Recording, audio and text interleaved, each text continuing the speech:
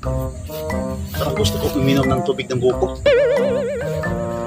Dahil masakit yung UTI ko. Hirap pag may UTI. Kaya naakit ako ng buko.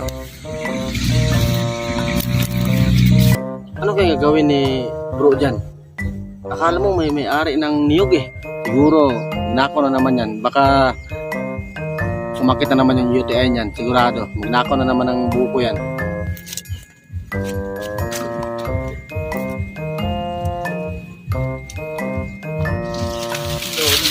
Hoy! Napunta mo! Napunta mo!